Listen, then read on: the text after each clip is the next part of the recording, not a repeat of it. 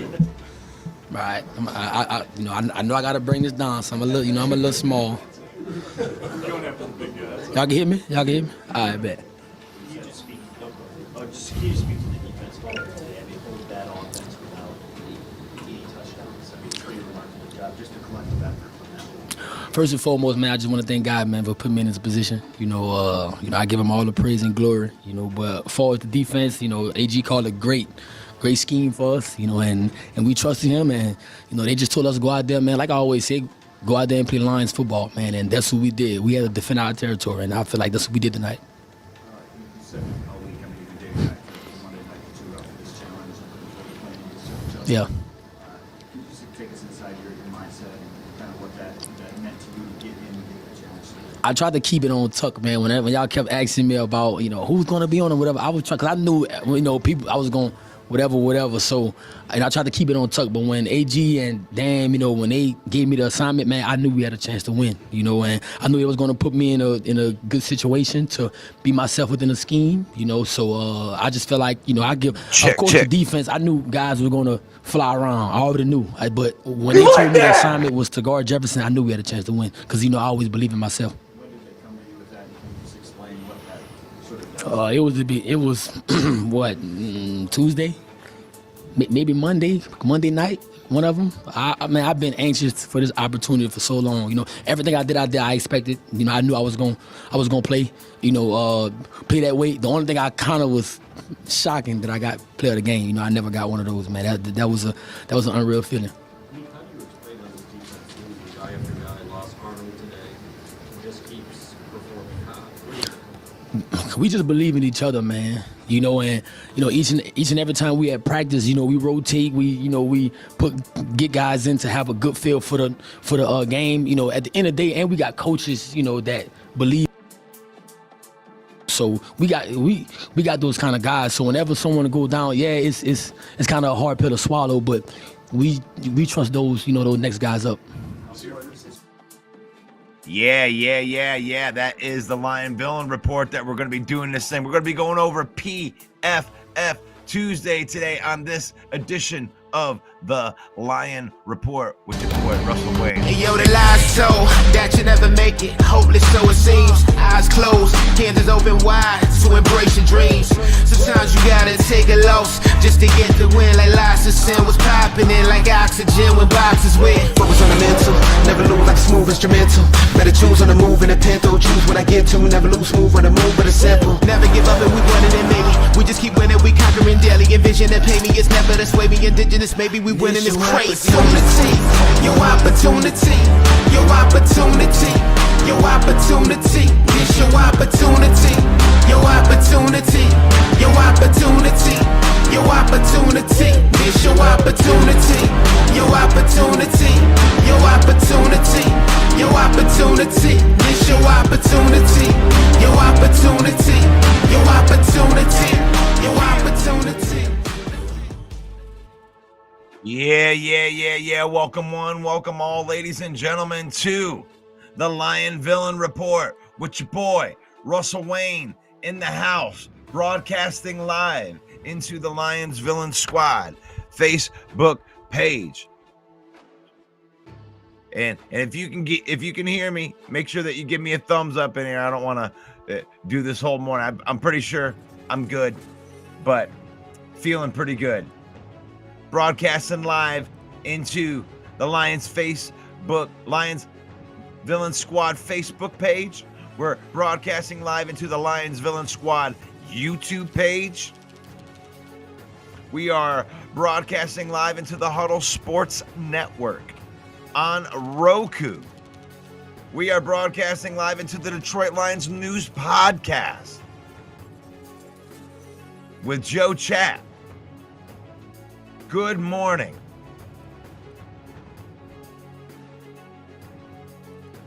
I'm going to get into some more. I need more beat. I need something more beat oriented. There we go. Welcome one, welcome all. Let's say hello to all of my friends in the chat. Good morning, Fred. What's up? Good morning to Dwayne. You like that? Good morning. Good morning, Leo. You like that? Good morning, Detroit Fan Man and Scott Harrison. Say hello to my little friend. Up in the hizzle for shizzle. What's up, John? What's up, Henry? All right. These are all my PFF nerds in here. All of you that came out for the PFF Tuesday right there. We're brought to you by NFL Shop. You can use that QR code, save up to 25% off of your order by using that QR code from our affiliate marketing partner at NFL Shop. PFF Tuesday. Look at that. You know, I like being able to throw in, anytime I can get a chance, good picture of Craig. Come on, Craig. Craig Reynolds. Getting out there and getting it done.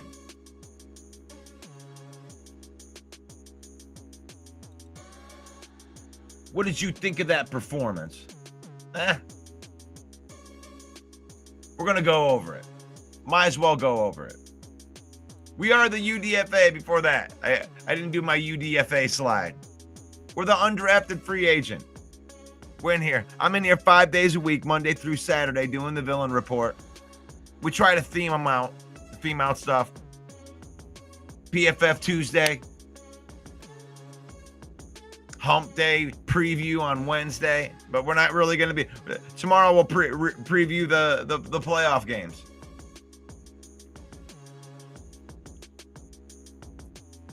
Thursday we're going to do the lock picks.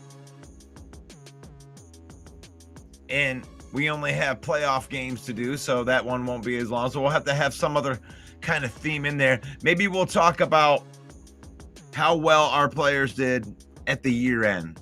The regular season, a lot of the stats that were in there. But today we want to go over the PFF grades, which is cool. I like doing this. This is one of my favorite things to do. You go through it. Now, one of the reasons I know the PFF grades came out, and you might have already had a chance to go over them, but I like to digest what I saw with my eyeballs first, and then look and see if all of this lined up. Now, you see Christian Mahogany all the way up on there at the top, but I want to caution everybody. There was only 5 snaps for Mahogany. Only 4 snaps for Khalif Raymond. But the thing is, you got to play well when you're out there. And Christian Mahogany, and I love the way that they're using him. They've been putting him out there sometimes the 6th or the 7th offensive lineman. When we want to run the football, we decide we want to run the football. Sometimes we use 6 or 7 offensive linemen going out there. Get Skipper out there too. 2, 3 tight ends. We run the football. And there's Christian Mahogany. Jahmyr Gibbs. Oh my God. I mean, what are you going to do about this guy? I mean, here's a guy that's peaking, and the NFL's trying to figure out how to stop him, you know? And it's a good time for this to be happening. Because this is going into the playoff season here. And there's not tape of stopping Jahmyr Gibbs. You can't point to anything. And the thing is with Jahmyr Gibbs, it isn't Jahmyr Gibbs, it's the offensive line. Because look at these pass blockers. Here's the pass blockers. Penei Sewell, Frank Ragnow, Taylor Decker, Mahogany Glasgow, all grading in the 68 pass block. And they kept Goff clean for the most part the entire game. It was like most weeks. What happens usually is, you know, the really good teams will come out and they'll get to that lead. They'll get out there and they're able to contain the Lions offense for a minute. But Ben Johnson always figures it out, and then they run the score up in the second half. And that's what's been happening with all of the teams. This is like one of the better defenses in the league. Putting up 30 against good defenses. I mean, most people can acknowledge even Chicago has good defense. Run blocking. There you go. There's the road graders. Taylor Decker, Zeitler, Ragnow, Sewell, all grading in the 60s. That was reflective of the game. The only reason they're not in the 90s is because it took a half, you know. They had to unlock the Brian Flores key.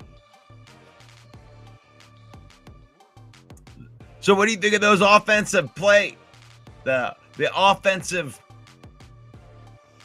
grades for PFF right there. I don't see any 30s or 20s in there.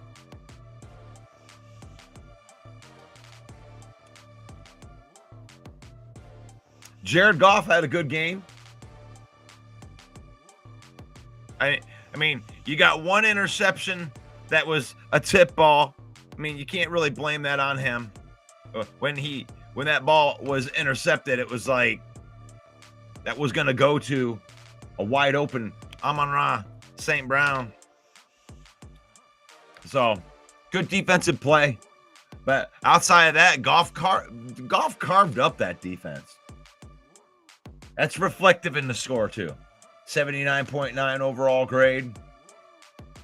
78.4 in passing. The interceptions were outlier. I mean, the one interception out of the end zone was pretty much a punt. You know, throw it down the field, try to give your receiver a chance to make a play.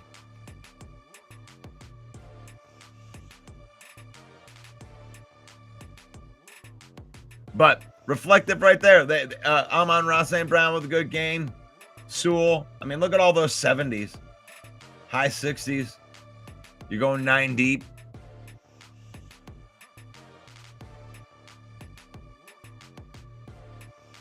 I like it.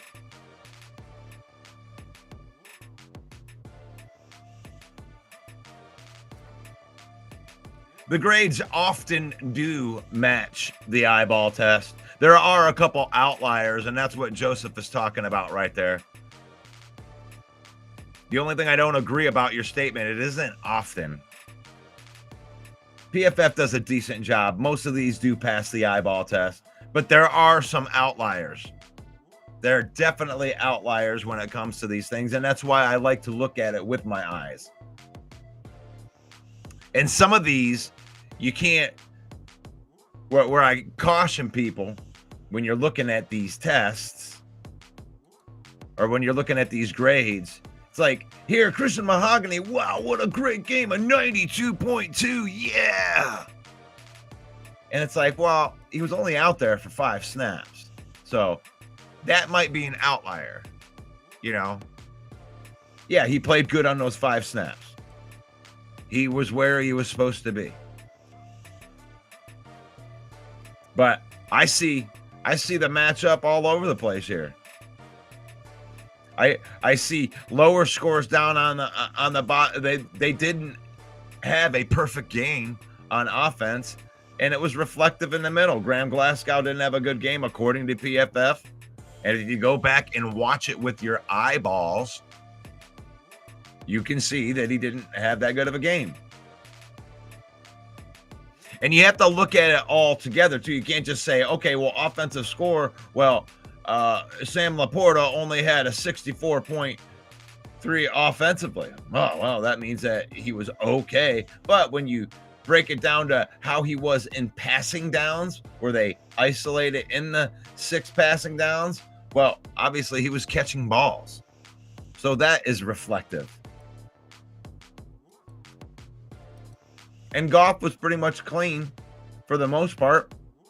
the entire day. And the ones that didn't have low scores, that was probably where the sack came from. Is it Victory Tuesday? Paul Jones up in the house.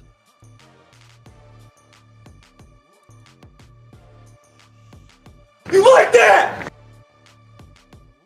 I like that Detroit fan man coming in with the eyeball test. That's right. That's right. Let's look at some of these defensive scores. And I'd rather talk shop anyway. We can just glaze over these scores. I know not everybody's a fan of them. But Jack Campbell, according to PFF, was having a pretty good game.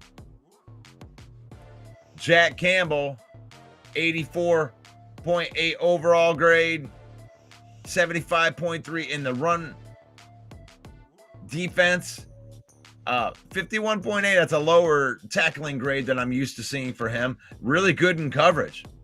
Jack Campbell, good in coverage. I think that he complements Alex Anzalone very well when it comes to the skill sets. Alex Anzalone, man, look at all these. Gosh, all this green. Defense played well. Levi Onwuzurike, 48 snaps, 83.2. This is with the eyeball test, I looked at this as Levi Onwuzurike's best game as a Lion, and that was reflective in the score.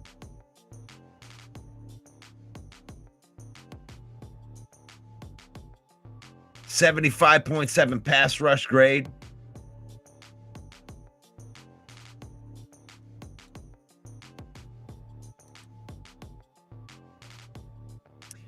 Eight hurries, 3 tackles.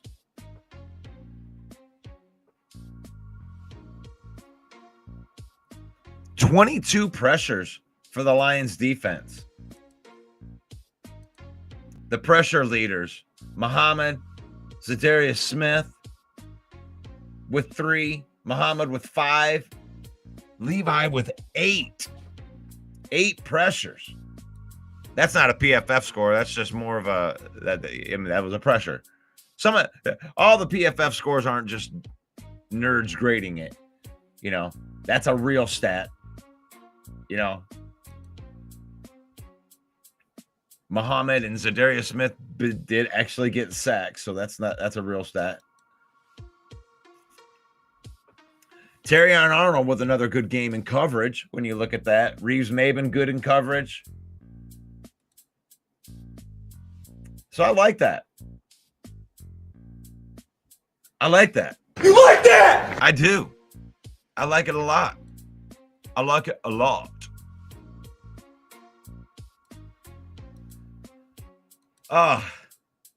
Yes.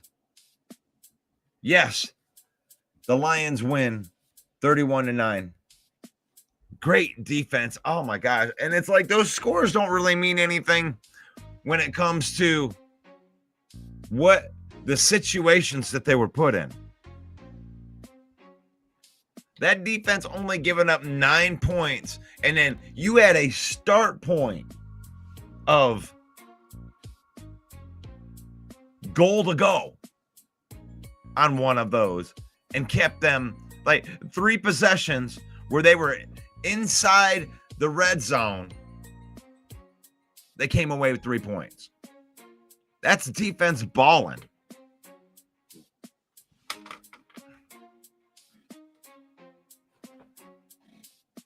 You know, you want to call. I heard Viking fan complaining about refereeing and no calls, and it's like, you got to watch that game. You didn't watch that game.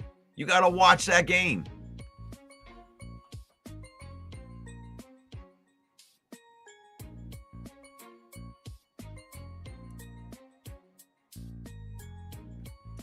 The bad guy comes in. Say hello to my little friend. Levi's a third stringer. Not no more. He ain't a third stringer no more. He's the first stringer now that Aleem's gone. Second stringer, whatever. But you may be looking at it different. You know, you're talking year 1, year 2, year 3. But when you run with 2 defensive tackles, both of them are first stringers.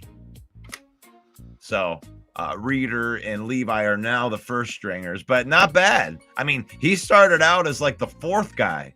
I think Kyle Pecco was ahead of him before he got injured. And he's came along. Pascal's came along. Paul said, I was the goofball. I was called a goofball for saying Amik would cover JJ in that game because he was already familiar with him. Good call, Paul. You like that? That's good. That's good call. And he did a fantastic job. As a matter of fact, I think I want to go back and I want to listen to more of this Amik Robertson press conference. Because, I mean, he was emotional after the game. And why was he emotional after the game? Well, he was emotional because, like, people tell him his whole career, he's never been given an opportunity like this. And when he's been given an opportunity to play on the outside, he crushes it.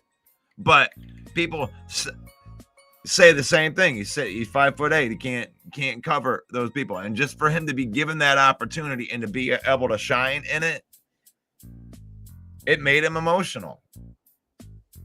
And why not? You know, size doesn't mean anything if you got that heart. He's still in that position. He not surprised about the way that he played. But get in there, Meek. Tell him about it. Just get the bye, get the chance to sit back, rest a little bit, watch what goes on, and you know you're at home the rest of the way. Yeah, it's very important, man. As you know, that's what we needed. You know, we needed this bye because we've been playing. Playing some football for a long time. You know, I'm glad we was able to get the win, but we definitely will, take advantage of this bye. It's your first season here. What's that level of trust mean to you? Say it again. This is your first season here. What's it mean to have that much trust in you to go out there and guard? Man, when I signed here, man, I told Dan, told Brad, told AG that I appreciate them, man, because I don't mean to, whatever with nobody, but they, I've been through a lot, man. They tried to, like I told them, man, they tried to bury me, man. Say I was this, I was too small, this and that, but you can't bury it. We come from the dirt, So I got here by earning everything, So just having, coaches like that, a GM like that believe in you, want to go out there and run through a wall for them, man. And I tell them all the time, that I appreciate them. You see JJ get frustrated. He was sick of you, brother. JJ's a great player, man. Great player, man. But I just feel the only thing I kind of rubbed me the wrong way, after the first game, he scored on me, and I told him good game. He was all, oh yeah, man, I'm proud of you, whatever. But after this game, he just walked off the field. It's okay though. Maybe we'll see him again, whatever. But we know what our goal is, man. We just trying to get better each and every week. A couple more guys. Y'all been seeing each other since high school, and like camps go way back between the two. Yeah. What was that bringing all of that history into this game?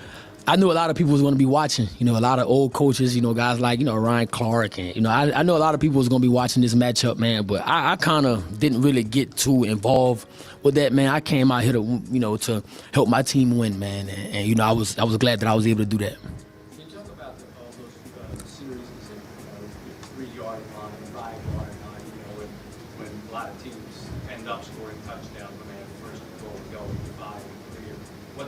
What it was for the defense that kept them out of the end zone time? That grit, man. If offense, whatever, we go out there and show people what we're capable of. We hear like I said, we hear the noise, man. We hear whatever. We came out tonight and played Lions football, and we did it high fashion, and we did it our way. And I told those guys, man, I'm proud of them. I'm happy. I'm happy to be a part of a special unit.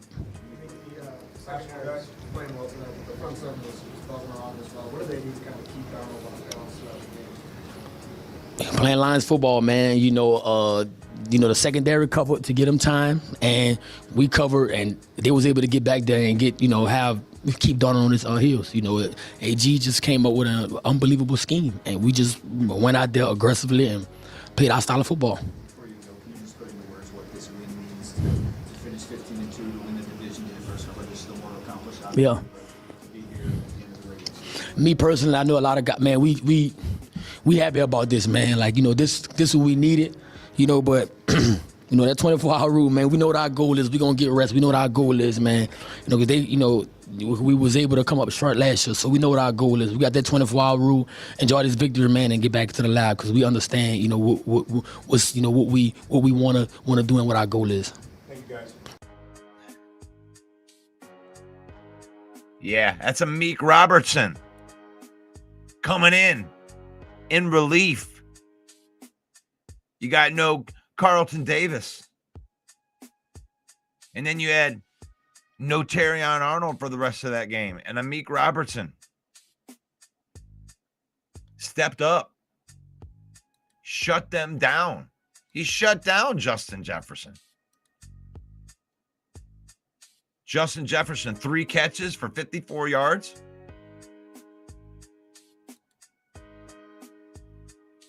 Even if you want to give them a couple of those pass interferences right there. I mean, the game wasn't close. The thing is, you just stomped on the gas and made a couple mistakes. Had a couple opportunities, you got shut down.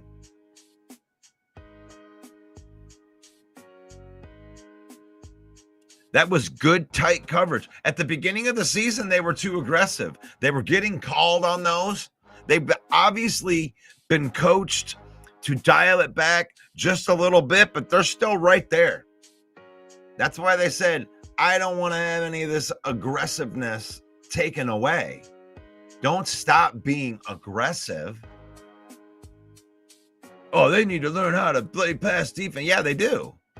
You got to understand where that line is, and maybe they get right to that line or maybe a little bit beyond it, but they want to live there.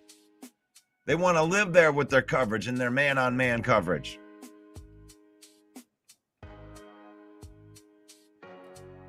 One of the things that I noticed about the game was we were getting pressure with 4 at times. When they were only sending 4, they were still able to eventually get to Darnold. They didn't need to blitz all the time.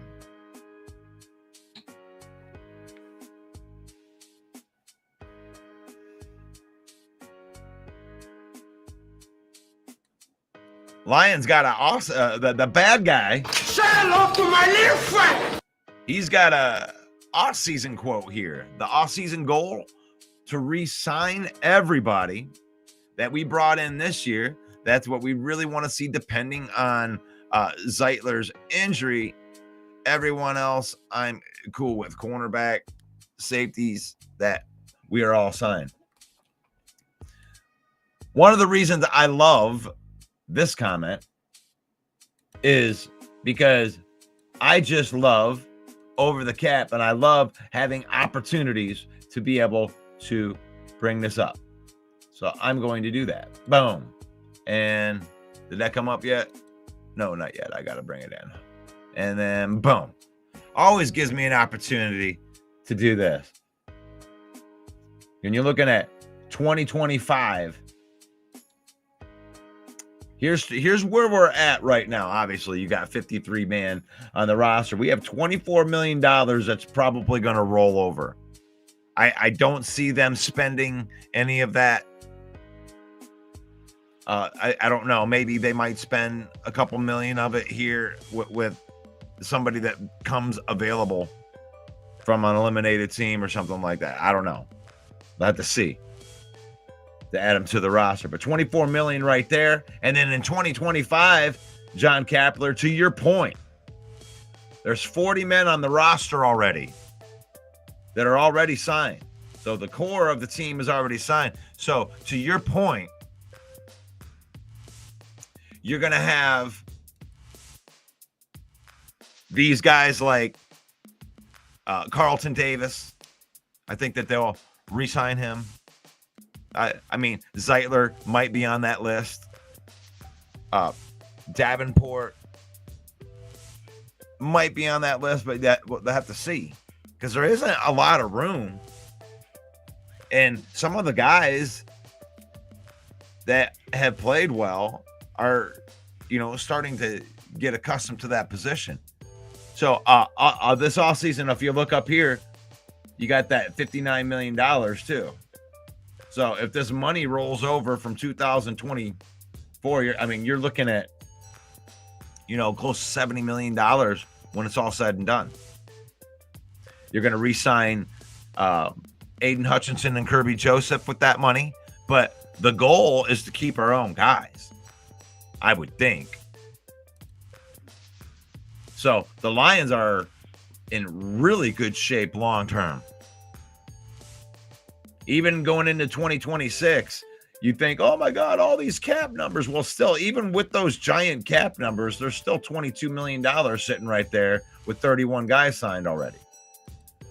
And with $69 million cap numbers comes real high base salary numbers, which means that they can restructure any of these deals to get equity. They can get equity out of any of those players in 2026. They're not in a balloon. Right now, their balloon is completely shut. Like, sometimes you borrow money from the future, dead cap and all that stuff. The Lions don't really do that much.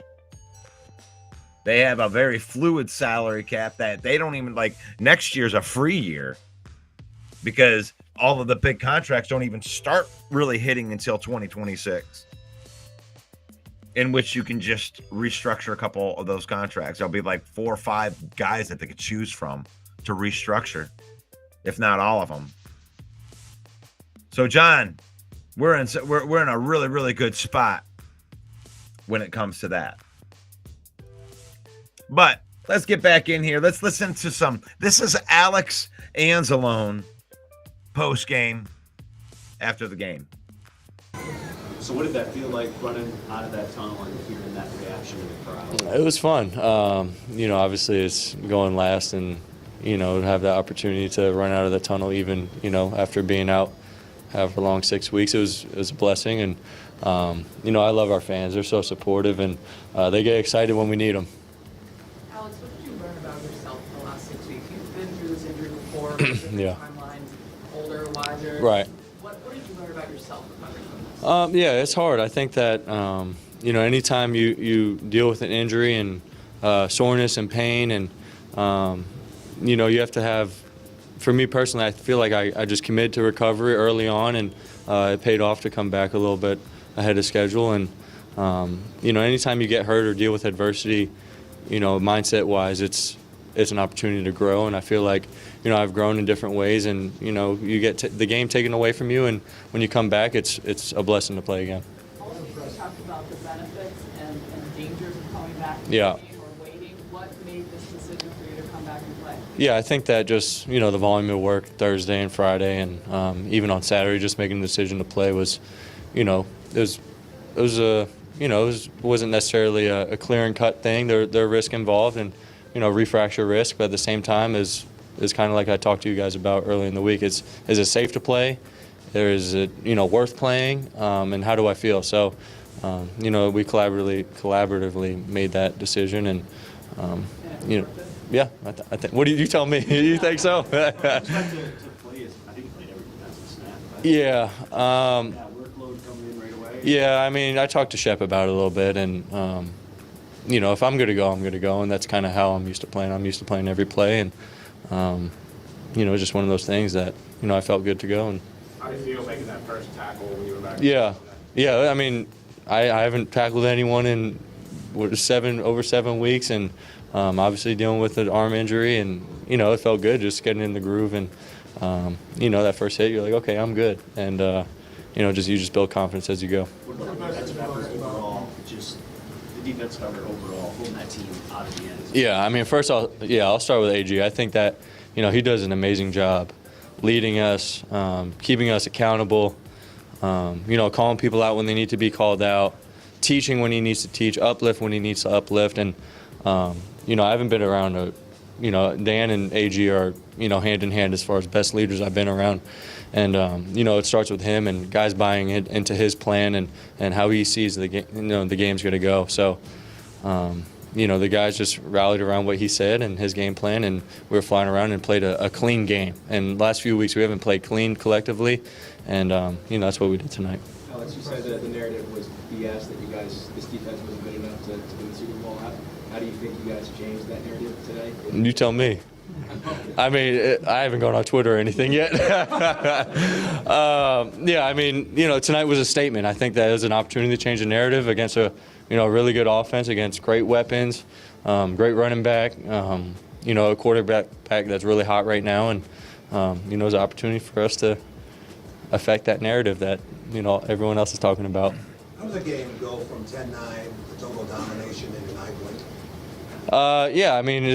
It's just one of those games where we were clicking on defense, and we were put in some crappy situations, and the offense relied on us a little bit, and the red zone is probably the biggest factor in that limiting points, and just playing situational defense that AG always preaches. Did you see their frustration as that went on? Yeah, for sure. Yeah, you can tell when a team gets frustrated, and and I get it.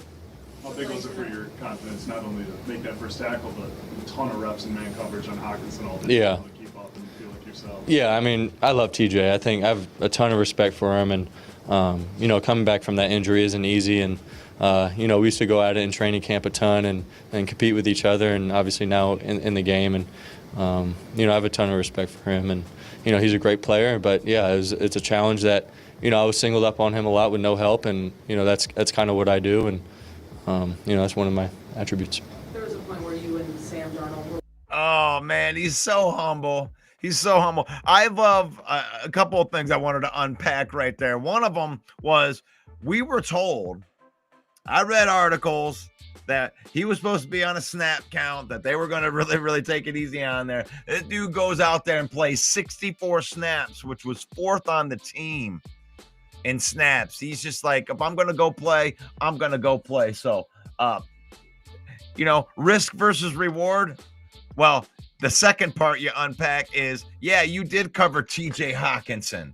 And TJ Hockenson, all of his 2 catches for 9 yards. What a humble way to say, yeah, that's kind of what I do. I'm supposed to shut down people, and that's what I do. And that's what you saw, and that's what I did. Gosh, good stuff, Anzalone. Walking off from the play together after you got to him pretty quickly. Do you remember what that combo was?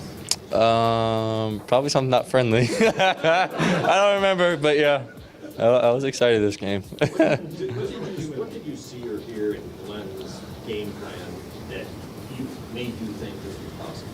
I mean, every week he puts together a great game plan, and I'm not just saying that. I honestly think that what he calls and what he situationally and tendency-wise, it all makes sense. It's just the last few weeks, it just hasn't been clicking, and it's a lot of it's, like I said, from our own mistakes, not guys, just playing, flat out getting beat. I think it was just, guys running into each other, biting too much up on play action pass, doing the little things, not well. And I think that, that's what we're focused on this week and going forward. When was the last time? Sorry. When was the last time you were introduced last at any level? Do you remember? I think when Aiden got hurt. After that, I started, and last year. But I understood that early this year, Aiden getting introduced last. But yeah, when Aiden's not playing, I guess I go last. I guess that's the thing. From a human element, I mean, you stood against the wall with us this week, and unless that was really good acting, it seemed like you were talking from your heart. Like you didn't want to miss maybe one of your best shots to get to the Super Bowl. And yeah. Playing tonight gave you that, and you ran up the tunnel with the game ball on national TV to clinch the #1 seed. Will you step back at all when you get home tonight to reflect on the decision to play and the agony? Yeah. Yeah, I prayed about it. I prayed about it a lot. That was the first thing I did, and I just asked God to give me a clear decision and what felt right, and from my perspective, I felt like this was a legacy game and a game that I could have a big impact in, and there's a lot of implications on the line, and it worked out that way, and so I just trust God's plan, man. What do you guys time for 2 more, please? AG and the game plan. Do you feel one step ahead of them tonight? I wouldn't say one step ahead. I think guys are just sticking in coverage and playing with aggression and playing with confidence, and that's kind of what we do. We play a lot of man coverage, a lot, and not a lot of teams are willing to do that or have the guys to do that. And when you have guys like Amik and TA and BB who are willing to challenge, and linebackers that are ready to cover, I think that it helps out a lot in those situations. So. Alex, you said it could be a legacy game for you. What do you want your legacy to be here? Shoot, I don't know. I mean, I've been here since 2021. That's a good question. And, just building this thing ground up and, being a captain for, 4 years and seeing it through and, being with Dan and AG and Brad and Shep and all these coaches has been, awesome. And, I've always said this, re-signing here, it's an opportunity to leave your legacy just because of where this organization has been. And, to be where we're at today just from 2021 till now, it's amazing. How's your arm feel? Sore. Yeah. That's Alex Anzalone. That is the captain in the middle of that defense. I thought he played awesome, and that was reflective. I mean, maybe that wasn't 100% reflective. And thanks you, Joseph. Thank you for joining the broadcast today. I wanted to read your comment. Davenport's bull rush was very impressive. When he plays, he's effective. And I have to agree with that. Davenport is a very impressive player when he's out there. But when you talk about injury history, one of the things is that a lot of people do is they'll take a guy just because he's injured and say that he's injury prone. Now, in Davenport's case, I actually believe that he is injury prone because you can look back through his career, his entire career. He's missed half of the season in most seasons. I don't even think he's played a full season before. That would qualify as injury prone to me. But somebody that gets injured, like Kevin Zeitler or like Emmanuel Mosley, that's one that's a weird one because he had two different injuries on his ACL, right one, left one. That doesn't make him injury prone to pull the right and left ACL and tear it. That's two separate injuries. He rehabbed those separate injuries, hasn't had problem with those injuries. And then gets into this year, tears his chest muscle. And that's a completely separate injury, completely separate rehab again. And here he is. And now he's been sick. But Emmanuel Mosley, I wouldn't call it injury prone. Because it's not like he got a hamstring injury 2 years ago and keeps on pulling his hammy. Christian Watson is injury prone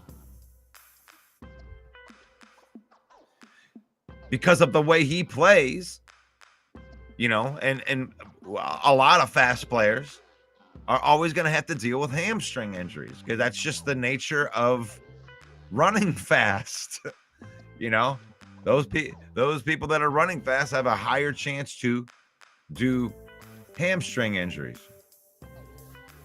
But, tearing an ACL and rehabbing from that is different from a hamstring. So Christian Watson tore his ACL.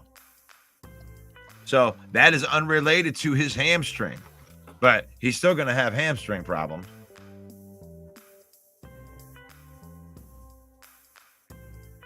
Hopefully, Jahmyr Gibbs doesn't have that. They've been real cautious with him with his hamstring. And I think it's for that reason. That's why you don't want to run these guys. So I'm glad that you have David Montgomery, for most of the season.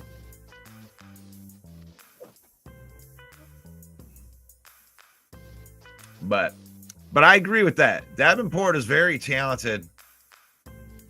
I don't know if they keep him. I like what the bad guy says,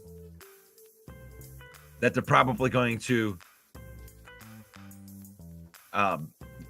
get one of these guys in the draft. I think they'll go pass rusher in the draft. with that. Who's next on there? I think Gibbs was next on the block to interview. I think we got time for one more in there. So let's we can do Gibbs and Amon-Ra. We're gonna do Gibbs and then Amon-Ra. I'll react and then we'll call it a day on this PFF Tuesday. Let me do that little pay the bills right there. PFF Tuesday. Brought to you by NFL Shop. Yep. You can cue the QR code. You can scan that, get up 25% off of your order from our affiliate marketing partners at NFL Shop. All right, let's get back in there. All right, this is Jahmyr Gibbs. Bet touchdowns tonight. Which one was your favorite of the 4 that you scored? The Buddha. I don't know. I needed that the long one I broke. I needed that one.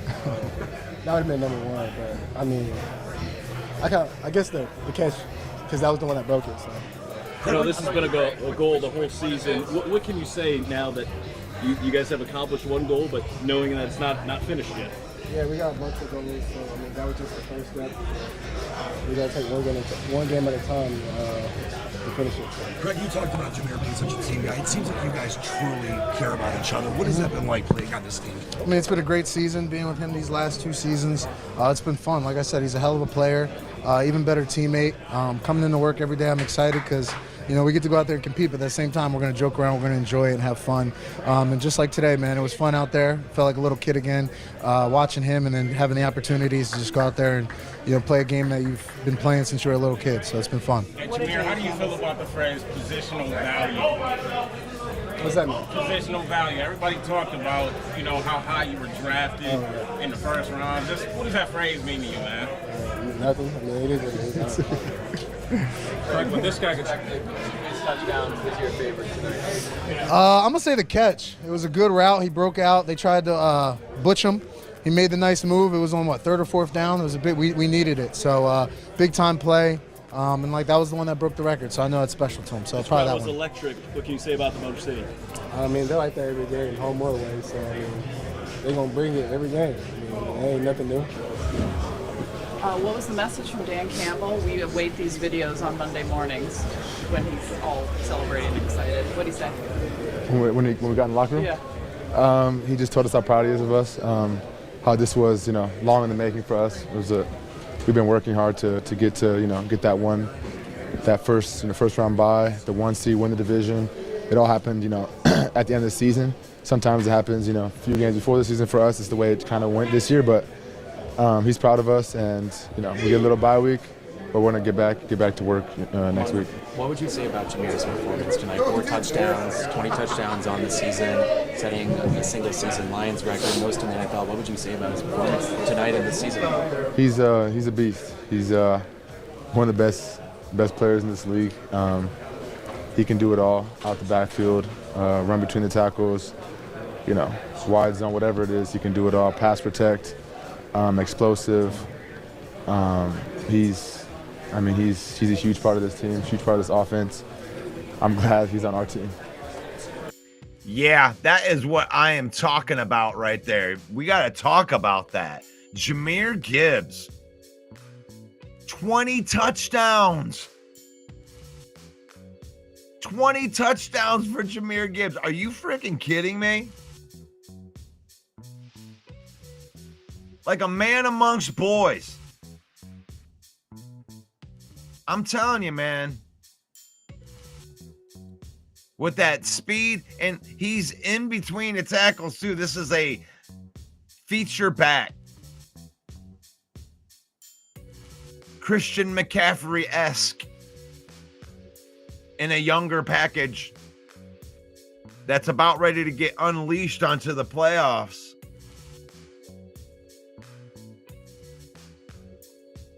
That's awesome. Awesome. 20 touchdowns. The franchise record. I mean, we have Barry frickin' Sanders in our history. If there's any good thing about our history, it's Barry frickin' Sanders. We're going to bite a kneecap off. And Jahmyr Gibbs breaking that. We're talking like 1,700 scrimmage yards. Come on. Yes. Thank you for saying that, Amon-Ra. Amon, you get your first win against this team. You get your first touchdown against this team. How's it feel to clinch the 1 seed, win the NFC regular season crown against this team? It feels good. They're a good team. We might see them again after our first round bye, depending on how everything shakes out. But they're a good team. So it feels good to beat them, beat a good team in our division, win the division. But hats off to the defense. They played an amazing game. I think one of the best games that I've ever seen since being here, that I've ever seen our defense play. The red zone stops that they got were, I think, part of the reason. The reason why we won. They had like 2 or 3 huge ones down there. So hats off to them. It was a great team win. See, what's like the vindication for you guys? University's like unparalleled really this season. Some people doubted you, just keep winning. Yeah. I think for us, we just, next man up mentality for us. We got guys that, second, third string guys that are ready to play. I've been part of this team, whether it was for 3 years now or just got here this year. I think the culture that, Coach Campbell and all the coaches, the coach that they bring to the team with us as players, we go to work every day, and like I said, just next man up mentality, and the guys have stepped up, and we're proud of them. We just gotta keep going. You got the number 1 seed in the NFC playoffs. You heard how loud it was, the energy there tonight. For generations of fans that waited for a long time to see success like this, what do you think tonight's game shows, and what do you hope the rest of the playoffs show? Yeah, the energy was amazing today out there. I'm sure it's going to be even better for the playoffs. We can't wait, but man, we're so excited to be here in this position for our fans. I feel like they've been waiting some lifetimes for this, to get home field advantage, the 1 seed.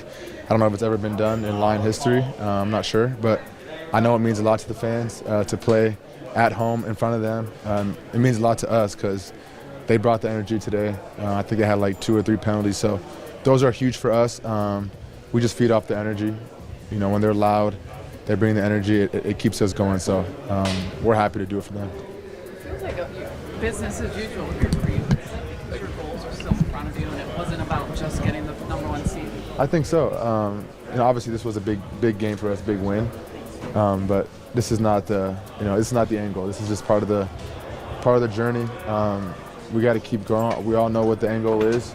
So we're gonna get some rest here, get a nice little bye week, still get some work in. But then after that next week, it's back to work and pedal to the metal to try to go get the whole thing. I love that. I actually stopped this because I like this comment right here.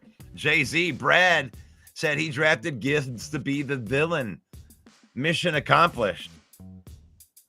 When we changed over from the main event to the villain squad, that right there, Jay-Z, that interview, that him coming out talking about the villain, him coming out and wearing the shirt, wondering what the hell the shirt was, that whole speculation is what sparked us to make the Facebook page.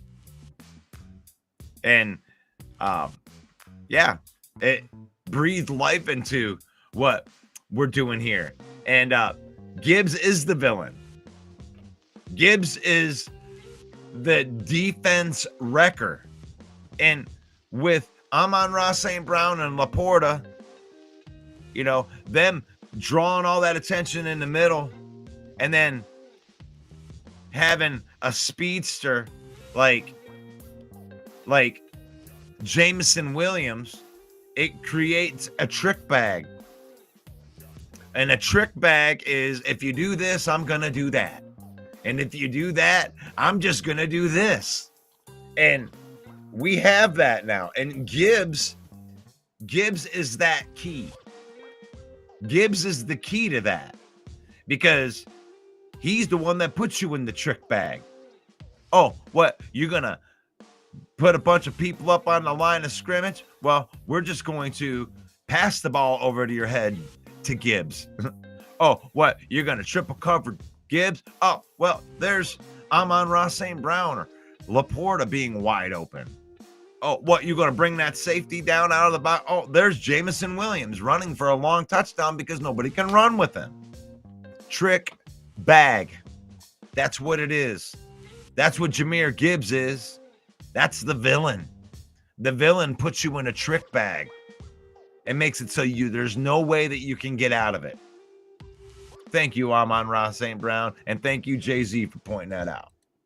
So how happy were you when J-Mo got over 1,000? I was super excited. We knew he needed like 3 more yards on that last drive, and so we actually like switched positions, me and him. He got the screen. We got I think it was like a pass interference or something. So it got called back. I was like, damn, that would have been a perfect one. And then we went right back to it, and he got it. So I'm so happy for him. He's worked so hard. 1,000 means a lot in this league. I don't care what anyone says. And he missed 2 games. So he's a huge part of our team, huge part of our offense. He deserves it. I'm happy for him.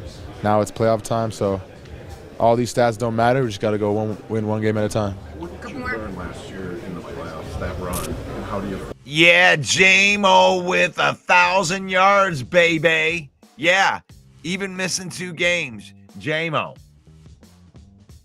with 1,000 yards. Congratulations to J-Mo. What can you apply this year? I mean, I think, just learn from some mistakes that we had, especially in that last game that we had, some costly mistakes. So I think we've learned from that.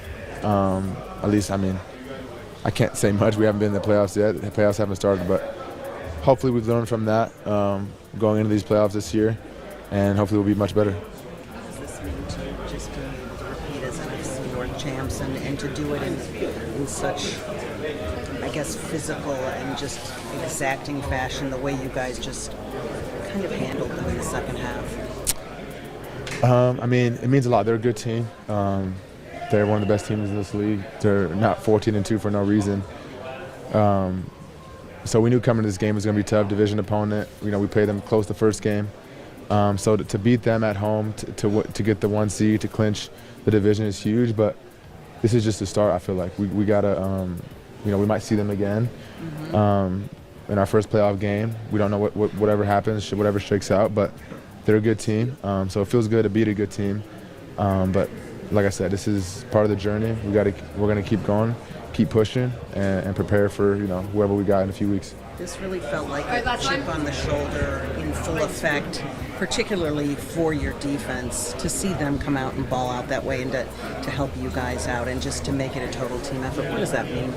Yeah, super proud of them. Hats off to them. They played an amazing game. I mean, they're the reason why we won this game. I think, we had a turnover in our part of the, end zone, then another one at the 50. So they got pretty good field position off those 2. And they, didn't blink, went right back out there and got a stop. So I think the red zone defense, is what stands out to me most. To stop a team that many times in the red zone that has a good offense with a bunch of playmakers is super tough in this league. So hats off to all those guys. Shout out to Amik, man. He played a great game. But just the whole defense, man. If someone got hurt, next man stepped in and played. They played for, you could tell they were just playing together as a team. And, I was a fan on the sideline watching them. Just happy as hell for them, man. They're a tough unit. Thank you. All right, thanks, guys. Takes game. And they were just... Yeah. That is Amon-Ra St. Brown.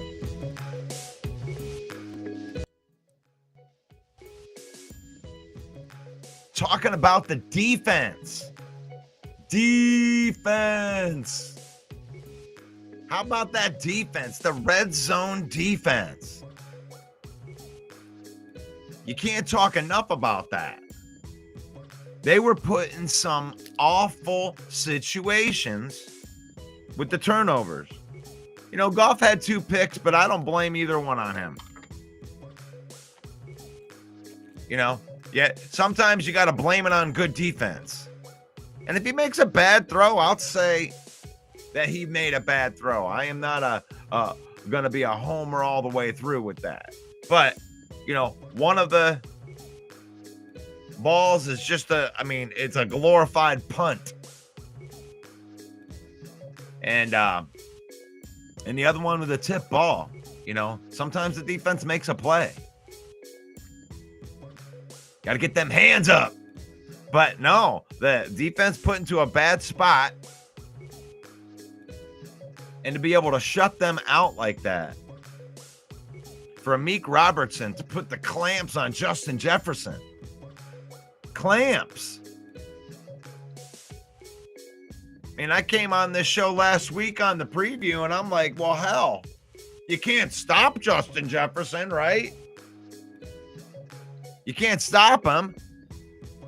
Maybe one guy can go off, and then we can win a high-scoring game. But no. Clamps. Clamps.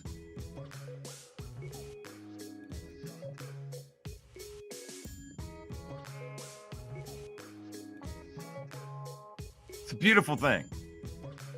It's a beautiful day. It's a beautiful day to be a Lion fan. I'm Russell Wayne. This is the Lion Villain Report.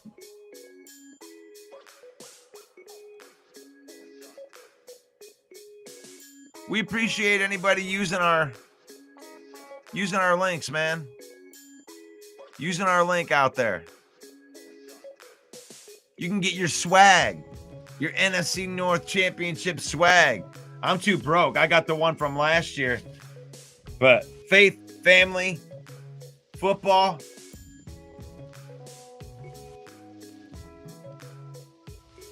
We use football. You know what I'm saying? Don't let football use you. We've had our share of losing. Don't feel bad. Don't let any of these guys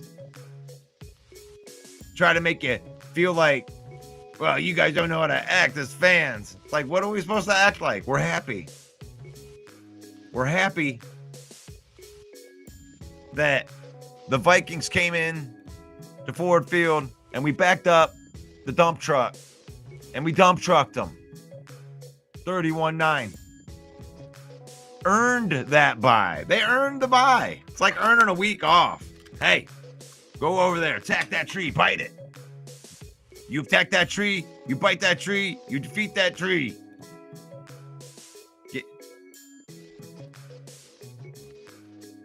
Go 6-0 in the division, 15-2.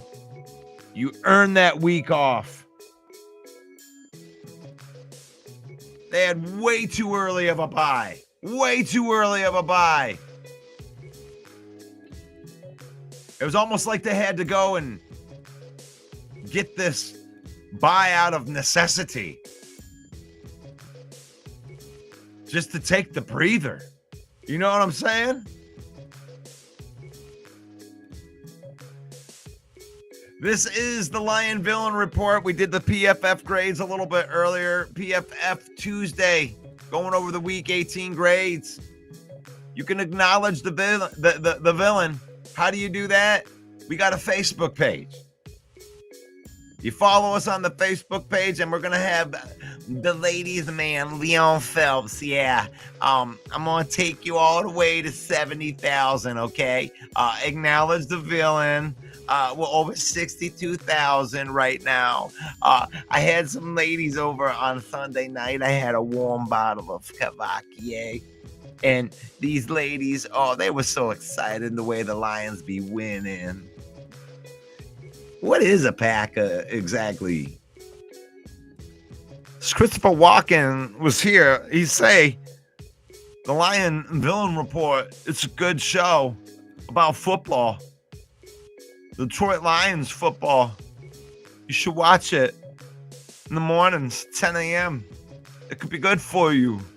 It could be good for you. It could be good for your life.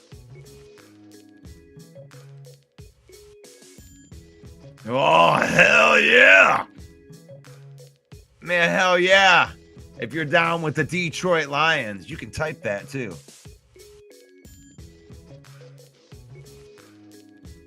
Thank you to the Huddle Sports Network. Even though it's Bill the Packer fan and Mike the Bear fan, they still got a nice network right there with about 30 different podcasts on there, and we're one of them. We appreciate you guys. You see? We know how to put that differences aside for that. Every good hero needs a villain. And we're more than happy to be the villain to you. You can't beat us. You can't beat us. Nope. Nobody in this division, 6-0 in this division. You better believe that. Don't forget Monday nights. You got Main Event Mike doing the Main Event Football Show, doing his own thing over there. And you can follow Main Event Mike on Twitter. Not Twitter. It's called X.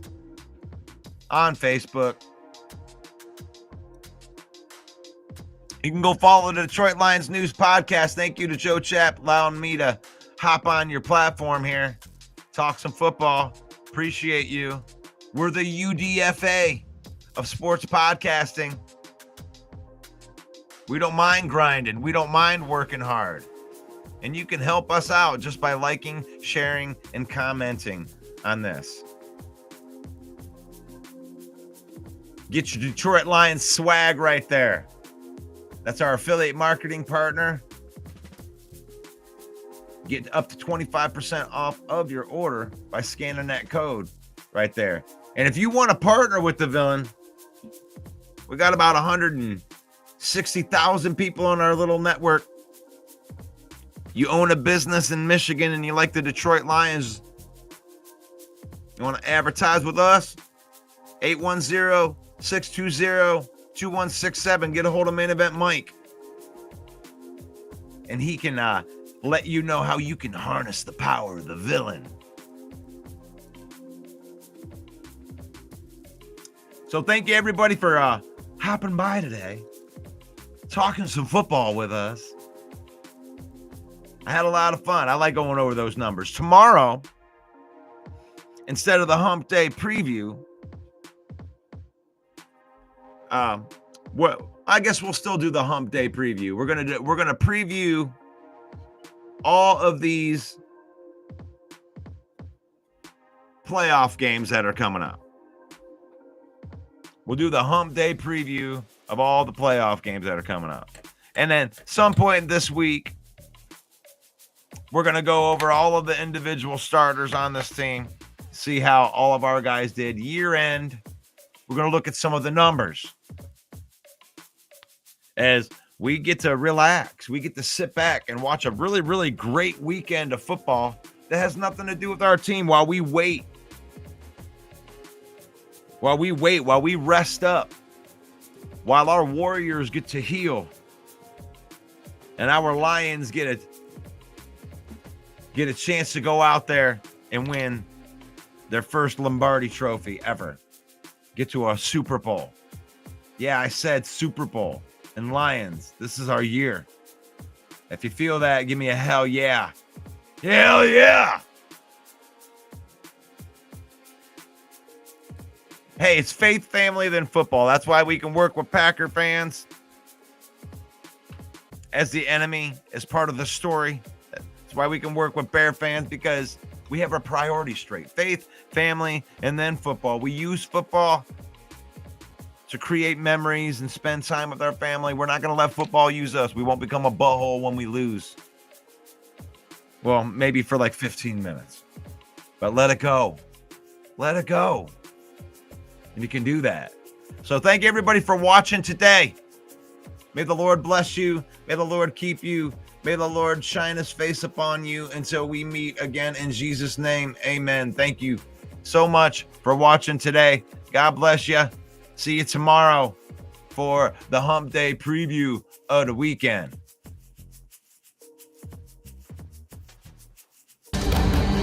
Yo, the lies told that you never make it. Hopeless, so it seems. Eyes closed, hands open wide to embrace your dreams. Sometimes you gotta take a loss just to get the win. Like lots of sin was popping in like oxygen when boxes wet. Focus on the mental, never lose like a smooth instrumental. Better choose on the move in a pinto. Choose when I get to, never lose, move on the move, but it's simple. Never give up and we running it, maybe. We just keep winning, we conquering daily. Envision and pay me, it's never the sway me. Indigenous, maybe we winning, it's crazy. Opportunity, your opportunity, your opportunity, your opportunity.